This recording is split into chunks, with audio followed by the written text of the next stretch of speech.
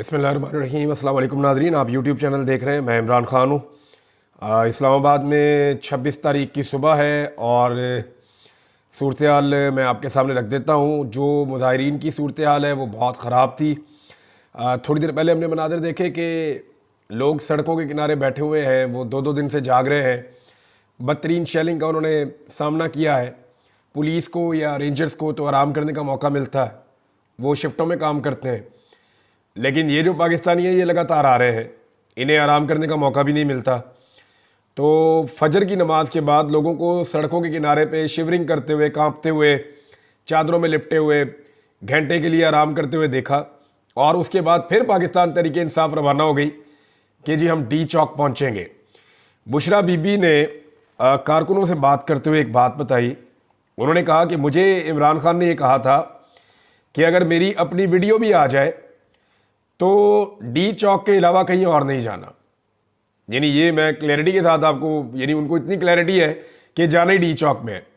और इमरान खान साहब से ज़बरदस्ती अगर कोई वीडियो आ भी जाती है तो इमरान खान साहब ने खुद कहा था कि ये मेरा फैसला है, आप लोगों ने जाना डी चौक ही है, चाहे मेरी वीडियो बना के भी आपके पास कोई ले आए। तो अब वो डी चौक की तरफ जा रहे हैं। जो 26 नंबर चुंगी है वो रात को अबूर हो गई थी, जैसा कि मैंने आपको आखिरी वीलॉग में बताया कि आधी रात को कारकुनों ने उसको क्रॉस कर लिया था। और वो क्रॉस कैसे हुई, उसके बाद एक हादसा हुआ इस्लामाबाद में। उसमें पाकिस्तान तहरीक इंसाफ का एक कारकुन, उसके अलावा 3 रेंजर्स के अहलकार और एक जो है वो एफसी का अहलकार जो है, ये 5 लोग उस वाक़े के अंदर जाँ बहक हो गए हैं। ये वाक़या कैसे हुआ, इसके ऊपर जो है वो पाकिस्तान का इलेक्ट्रॉनिक मीडिया उसको फौरी तौर पर जगाया गया। और बहुत सारे ऐसे सहाफ़ी जो पाकिस्तान तहरीक इंसाफ से बहुत नफ़रत करते हैं, उन्होंने खबर ऐसे दी कि तहरीक इंसाफ में से कोई बंदा गाड़ी लेकर आया और उसने रेंजर्स पे और पुलिस पे चढ़ा दी गाड़ी और अटैक कर दिया और इसको एक मंसूबे के तहत एक हमला करार दिया गया। एक और सहाफ़ी जो पहले पैमरा के चेयरमैन भी रहे, अफसार आलम साहब, उन्होंने कहा जी कि तोड़ फोड़ हो रही है, चीज़ों को तोड़ा जा रहा है, हमले किए जा रहे हैं, मीडिया की गाड़ियों के ऊपर अटैक किया गया है। तो यहाँ पे जो बाकी सहाफ़ी उन्होंने कंफर्म किया जी मीडिया की गाड़ियों पे बिल्कुल अटैक हुआ है और कुछ तोड़ फोड़ भी हुई है, लेकिन ये जिस जगह पे हुई है वहाँ पे पाकिस्तान तहरीक इंसाफ का कोई बंदा अभी तक पहुँचा ही नहीं है।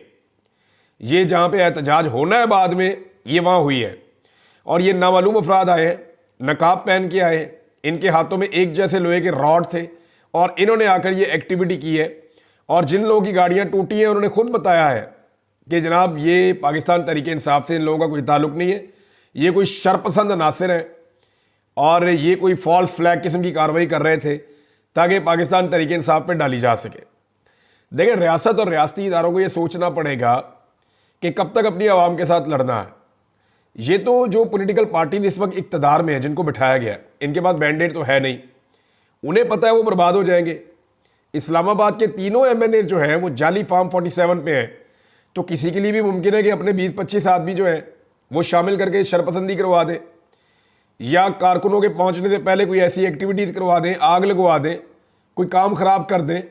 तो किस किस पे नज़र रखेंगे? लेकिन जो पाकिस्तान तहरीक इंसाफ के कारकुन हैं उन्हें नज़र रखनी पड़ेगी। अब ये वाक़ा जो हुआ, जो एक हादसा हुआ है जिसमें लोग जाँ बहक हुए, इसको कहा गया पाकिस्तान तहरीक इंसाफ ने अटैक किया है, लेकिन 2 वीडियोज़ ने सारी की सारी कहानी खोल कर रख दी है।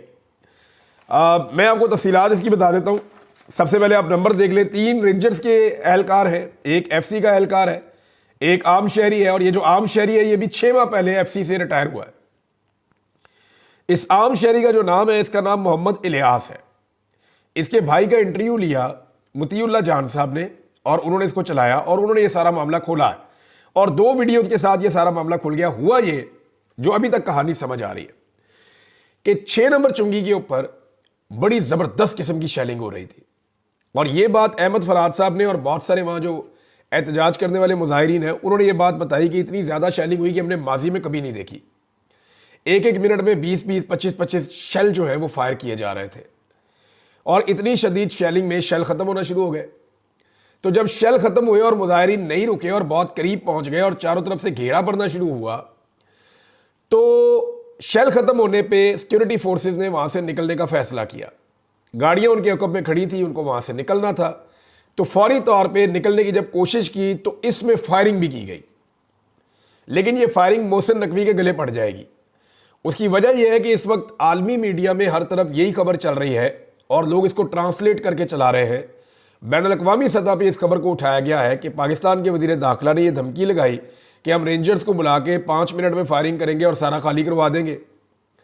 और उसके कुछ देर के बाद वहाँ पे फायरिंग हो गई और उस फायरिंग के अंदर 20 लोगों को गोलियां लग गई। वहाँ पाकिस्तान तहरीक इंसाफ के 2 कारकुनों की जो है वो शहादत भी रिपोर्ट हुई है।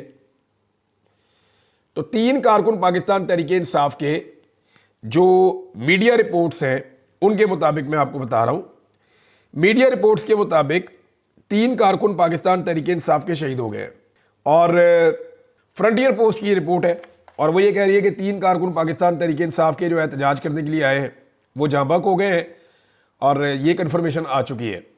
उसके बाद वहाँ से जब रेंजर ने और पुलिस ने निकलने का फैसला किया, एफसी ने निकलने का फैसला किया, तो पीछे गाड़ियाँ खड़ी थी। अब ये जो वीडियो एक नज़र आई है उसमें ये दिखाया जा रहा है कि ये गाड़ियाँ बहुत रफ्तार में वापस गई हैं, क्योंकि पीछे इस्लामाबाद और रावलपिंडी के नौजवान खड़े थे सड़कों के किनारे पे, जो काफिले के आने का इंतजार कर रहे थे और वो कभी पत्थर मारते थे और उन्होंने सड़क के किनारे पे आगे भी लगाई हुई थी। तो ये पैनिक करते हुए निकले हैं और रास्ते में इन्होंने फायरिंग भी की है, जो फायरिंग की आवाज़ भी आ रही है और कुछ शहरी जो है उसके अंदर बोल भी रहे हैं कि हम पे फायरिंग क्यों कर रहे हैं, ये कैसे फायरिंग कर सकते हैं। तो वो गाड़ियाँ इतनी रफ्तार में गई हैं और कुछ गाड़ियों ने लोगों की तरफ भी गाड़ियाँ मोड़ी हैं, इसकी बाकायदा वीडियोज मौजूद हैं। उस वक्त कुछ एहलकार गाड़ी में से गिरे हैं और पिछली गाड़ियां उनके ऊपर चढ़ी है, ये मुतीउल्लाह जान साहब ने रिपोर्ट किया। अब जो शहरी शहीद हुआ, जो रिटायर एफसी का मुलाजिम है सफ़ीर अली, उसका भाई है, यानी जो शहीद हुआ उसका नाम है मोहम्मद इलियास, जिसकी जान चली गई। सफ़ीर अली उसका भाई है। ये शहीद होने वाला 3 रेंजर्स और 1 एफसी वाले के साथ शहीद हुआ है। यहाँ पे इस वाक़े में 5 लोग शहीद हुए। अब ये जो मोहम्मद इलियास है, इसका भाई सफ़ीर अली कहता है जी मैं मौके पे मौजूद था, हम लोग सामने वाली तरफ खड़े होकर देख रहे थे कि क्या हो रहा है और हम पाकिस्तान तहरीक इंसाफ के एहतजाज को सपोर्ट कर रहे थे। इतने में ये गाड़ियां बहुत तेज़ी से भागी, इनके पास शेल ख़त्म हो गए थे और ये वहाँ से निकले हैं और ये बहुत तेज़ी से लोगों के ऊपर गाड़ियाँ चढ़ गई हैं। जब उनसे पूछा गया तो आपको कैसे पता किन की गाड़ियाँ हैं, तो उन्होंने कहा जी कि वो बाकायदा नज़र आ रही थी कि वो सिक्योरिटी फोर्सेज की गाड़ियाँ, उनके ऊपर उनके वो लिखे हुए थे, वो रेंजर्स की और पुलिस की गाड़ियाँ थी। और उनका भाई जो है वो इस वाक़े के अंदर जिंदा नहीं बचा, वो चले गए पुलिस स्टेशन। अब वो ये बताते हैं कि पुलिस स्टेशन में मेरे पे दबाव डाला गया कि आप इस मुकदमे का इल्ज़ाम पाकिस्तान तहरीक इंसाफ पे लगा दें। यदि पुलिस ने मेरे पे बहुत दबाव डाला तो मैंने पुलिस से कहा जी मैंने खुद देखा, मेरे पास और भी गवाह हैं, सरकारी गाड़ियों के नीचे आके मेरा भाई जो है वो मरा है, तो मैं तो मुकदमा वहां पे करूंगा और मैं सही बात लिखवाऊंगा मुकदमे में, मेरा एक ही भाई था वो कह रहा है, तो मैं क्यों झूठ बोलूं। तो फिर पुलिस ने उसको वहाँ से निकाल दिया और ये कहा कि हम अपनी मुद्दईयत में मुकदमा खुद ही दर्ज कर लेंगे, हम तेरा मुकदमा दर्ज नहीं कर सकते। उसको धमकियाँ भी दी और उसको वहाँ से वो कहता है जी मुझे निकाल दिया। अब ये इंसिडेंट है जो एक बंदे के भाई ने भी बता दिया और वो वीडियोज भी उसको सपोर्ट कर रही है, तो है बड़ा अफसोसनाक वाक़या, इंतहाई अफसोसनाक वाक़या है, लेकिन इसको एक हादसा करार दिया जा रहा है। वैसे भी एक बात है कि जो लॉन्ग मार्च के साथ गाड़ियाँ आई हैं या पाकिस्तान तहरीक इंसाफ की अगर गाड़ियाँ हैं तो वो तो भी कंटेनर दटा रहे थे, वो तो भी बहुत पीछे थे और कंटेनर्स की इस तरफ तो किसी की गाड़ी आ ही नहीं सकती थी उस वक्त। और जो कीड़ी की रफ्तार के साथ काफिला चल रहा है, बहुत स्लो स्लो स्लो स्लो आगे बढ़ रहा है, उसकी गाड़ी ऐसे 100 की रफ्तार पे इतनी तेज तो नहीं जाएगी ना, वो तो जा ही नहीं सकती और अकेली गाड़ी यहां तक आएगी क्यों। तो ये कॉमन सेंस की भी बात है, लेकिन ये बड़ा अनफॉर्चुनेट इंसिडेंट है, ये वाकया नहीं होना चाहिए था, इसको अवॉइड किया जा सकता था लेकिन नहीं किया गया। इमरान खान की बहनों ने और बुशरा बीबी ने बड़ा क्लियरली कहा कि जी हम जाएंगे डी चौक। इमरान खान साहब को मुख्तलिफ ऑप्शन पेश किए गए, गुज़िश्ता रात भी पेश किए गए, लेकिन इमरान खान साहब ने इस दबाव को बर्दाश्त किया। उनके अपने लोग भी उनके बाद भेजे गए लेकिन इमरान खान साहब नहीं माने। अब डी चौक और मुजाहिरीन के बीच में आखिरी जगह पे 0 पॉइंट के आसपास की G10 का इलाका है।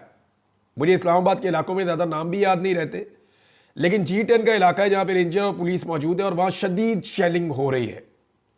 जो वहाँ से रिपोर्टर रिपोर्टिंग कर रहे हैं उनसे मेरी बात हुई और मैंने कुछ उनसे जो विजुअल्स आए वो मैंने देखे, तो यहाँ पे शदीद शेलिंग और रबड़ की बुलेट चल रही हैं और पाकिस्तान तहरीक इंसाफ के कारकुन इसके बावजूद थोड़ा थोड़ा आगे बढ़ते जा रहे हैं। अब ये लोग अगर इसी रफ्तार से आगे बढ़ते रहेंगे तो ये रुकावट क्रॉस करने के बाद ये स्ट्रेट अवे जाएंगे डी चौक में। इस्लामाबाद में आइन की दफ़ा को इस्तेमाल करते हुए फौज को तलब कर दिया गया है। 53 ब्रिगेड आपको पता है इस्लामाबाद में आती है हमेशा, तो उसको तलब किया गया। इससे पहले जब फौज तलब की गई थी तो SCO की कॉन्फ्रेंस हो रही थी, जिसे आप शंघाई ताउन तंजीम का इजलास कहते हैं। वो जब पाकिस्तान में हो रहा था, जब पहले गंडापुर आए थे लोगों को लेकर, उस वक्त तलब किया गया था। तो फौज के हवाले से कुछ लोगों ने ये कहा जी कि इस्लामाबाद को फौज के हवाले कर दिया गया है। अभी तक क्योंकि नोटिफिकेशन सामने नहीं आया, कुछ लोग ये कह रहे हैं जी फौज को रेड जोन में तैनात किया गया है या सिक्योरिटी की ड्यूटी के ऊपर लाया गया है। अभी कुछ कहा नहीं जा सकता। देखिए, अगर मुजाहिरीन को रोकने के लिए फौज को लाना होता तो मुजाहिरीन को फौज खैबर पख्तूनख्वा में ही रोक लेती। और दूसरी बात यह है कि लोगों को रोकने का मैकेनिज्म फौज के पास होता नहीं है। फौज के पास हथियार है, वो उससे मार सकते हैं, उनके पास डंडा वंडा नहीं होता, फौज के पास वाटर कैनन भी नहीं होता, फौज की ये आंसू गैस की शेलिंग करने की भी उनकी कैपेसिटी या उनकी ट्रेनिंग नहीं है। वो तो हथियार के साथ लड़ सकते हैं, या उनको रेस्क्यू करना आता है, सिक्योरिटी करनी आती है, या वो हथियार के साथ लड़ सकते हैं। तो वो एक प्रोफेशनल मिलिट्री है, वो इस काम के लिए नहीं है, इसलिए इससे पहले उनको कभी इस्तेमाल नहीं किया गया इस काम के लिए, रास्ते में भी नहीं किया गया। तो जहाँ तक मेरी अंडरस्टैंडिंग है वो ये है कि इस्लामाबाद में जो हसास इलाके हैं या इमारतें हैं या रेड जोन है, उसके तहफ़्फ़ुज़ के लिए गालिबन फ़ौज को बुलाया गया है और वो उसका इंतज़ाम संभालेगी। पब्लिक के सामने फ़ौज को मुझे नहीं लगता किया जाएगा। हालांकि ये इस हुकूमत की बड़ी ख्वाहिश हो सकती है, हुकूमत ये कोशिश कर सकती है, उनकी ये ख्वाहिश हो सकती है कि मुजाहिरीन को फ़ौज के मद्दे मुकाबिल लाया जाए या फ़ौज को मुजाहिरीन के मद्दे मुकाबिल लाया जाए, दोनों एक ही बात है। लेकिन ये माजी में कभी हुआ नहीं और ऐसी बेवकूफ़ी कभी किसी ने की नहीं। लेकिन इस हुकूमत से आप कोई भी तवक्को इसलिए कर सकते हैं कि इनका सारा कुछ ही दाव पे लगा हुआ है। यानी इनको इस बात का आइडिया है कि दोबारा इलेक्शन जीत कर नहीं आएंगे, कम से कम 2 टर्न्योर तक तो, 1-2 टर्न्योर तक तो नहीं आ सकते, जितनी इन्होंने गंद मार दिया पाकिस्तान की आवाम के साथ। पंजाब के अंदर लोग अब इनसे नफरत कर रहे हैं, जितना इन्होंने जुल्म और जबर कर दिया है। तो PMLN का तो सारा कुछ ही दाव के ऊपर लग गया है। बुशरा बीबी ने अपने मुंह से कहा, कुछ साजिशी लोग ये कह रहे हैं, और पार्टी के अंदर भी ऐसे लोग हैं कि इस्लामाबाद के बाहर धरना दे देते हैं, इस्लामाबाद से बाहर बैठ जाते हैं, इंतज़ार करते हैं। लेकिन बुशरा बीबी ने इस आइडिया को रद्द किया है, वो डी चौक में ही जाना चाहती हैं। उसका एक बड़ा सिग्निफिकेंस है। सबसे मेन चीज़ ये है कि इसको एक ज़िद के तौर पे बनाया गया डी चौक को। इस वक्त का जो पूरा निज़ाम है वो ये कह रहा है डी चौक में हम नहीं आने देंगे। इमरान खान ने जेल में बैठ के कहा कि डी चौक में हमने पहुंचना है। अब निज़ाम ने ज़िद लगाई हुई है कि जेल में बैठा हुआ एक आदमी, उसकी क्या औकात है कि वो कहे और सारे लोग डी चौक में पहुंच जाए। तो डी चौक की एक सिंबॉलिक हैसियत बहुत बड़ी है। अगर पाकिस्तान तहरीके इंसाफ के कारकुन डी चौक में पहुंचते हैं और वहां पे इकट्ठे हो जाते हैं, तो इसका मतलब है पूरा पाकिस्तान फिर निकलेगा, लोगों का हौसला बुलंद हो जाएगा, लोगों की जुर्रत बढ़ जाएगी, लोग फिर चैलेंज करके निकलेंगे और बाकी लोग भी आएंगे। इस वक्त जो सूरत हाल है पंजाब की, वो मैं आपको बता देता हूं। पंजाब से आने वाले काफिले अभी भी रास्ते में हैं, मजीद लोग भी निकल रहे हैं। इस्लामाबाद को टच किया है कुछ काफिलों ने, और ये जो ताज़ा दम लोग आ रहे हैं पंजाब से, ये भी इस एहतजाज का अब हिस्सा बन जाएंगे।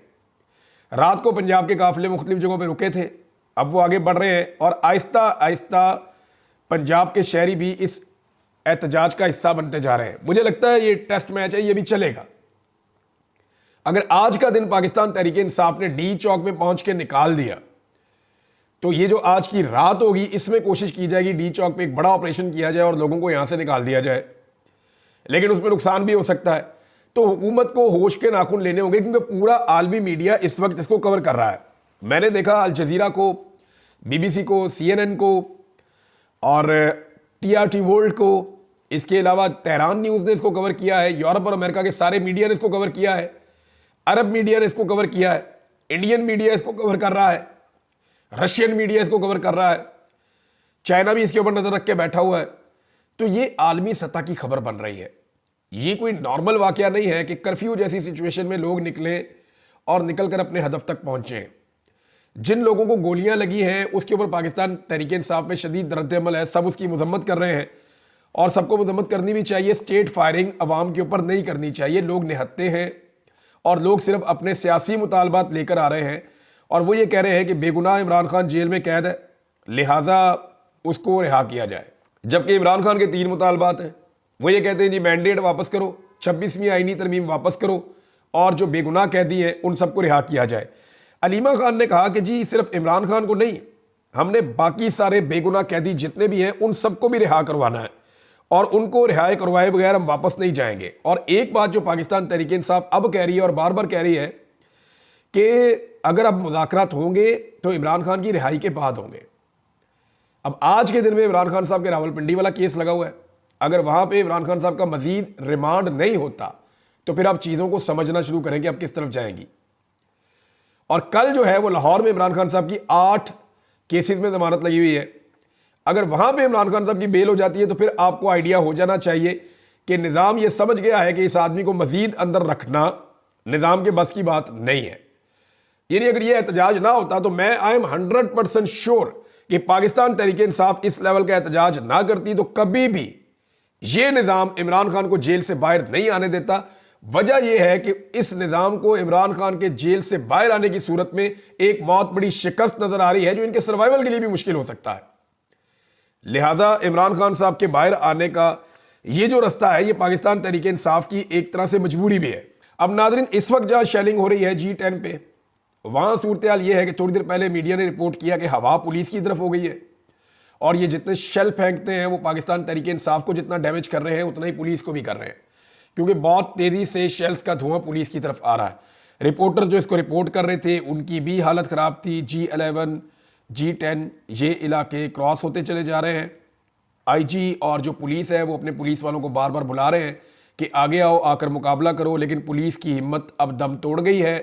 रेंजर जो है वो भी अब तकरीबन शेल ख़त्म होने के बाद से लेकर अब तक जो सिचुएशन है वहाँ पे वो कितना मुकाबला करेगी।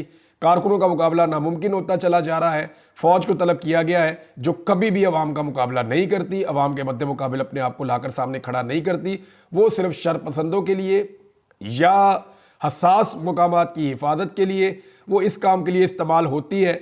अभी मैं कुछ कह नहीं सकता कि ये क्या करेंगे, लेकिन एक्चुअली वो इसी काम के लिए इस्तेमाल होती है। नाज़रीन, अमेरिका से ज़ुल्म खलीलदाद का एक और स्टेटमेंट आया। ये ट्रंप की टीम का हिस्सा है और ट्रंप के साथी हैं। वो ये कह रहे हैं कि shooting civilians for peacefully expressing there will disgraceful. वो मजम्मत कर रहे हैं जी कि जो ये फायरिंग की गई है सिविलियंस के ऊपर जो अपने एहतजाज कर रहे हैं अपने हकूक़ के लिए, ये ठीक नहीं है। और साथ ही उन्होंने जो कहा कि पाकिस्तानी मिलिट्री को उन्होंने मुखातिब करते हुए कहा कि जनाब इनका कोड ऑफ ऑनर जो है should not allow such violence against their own people, यानी लोगों के खिलाफ इस किस्म का पुरतशद्दुद मामला नहीं होना चाहिए। तो इससे आपको पता चलता है कि जो मौजूदा ट्रंप एडमिनिस्ट्रेशन आने वाली है अमेरिका में हुकूमत में, उनके दिमाग में क्या चल रहा है और वो इस सारे एपिसोड को कैसे देखते हैं। अब वो इसको देख रहे हैं इस अंदाज में कि जैसे पाकिस्तान के अंदर it's not between the government and the people, वो इसको मिलिट्री एस्टेब्लिशमेंट और अवाम के बीच की कोई चीज़ समझ रहे हैं या पॉलिटिकल पार्टी के बीच की कोई चीज़ समझ रहे हैं। तो ये उनकी अंडरस्टैंडिंग इस तरफ जा रही है। अब यहाँ पाकिस्तान में कुछ बड़े अहम फैसले अब करने होंगे, वरना आने वाला वक्त बड़ा मुश्किल होता जाएगा पाकिस्तान के लिए। अब तक के लिए इतने, अपना ख्याल रखिएगा, अपने इस चैनल का भी। अल्लाह हाफ़िज़।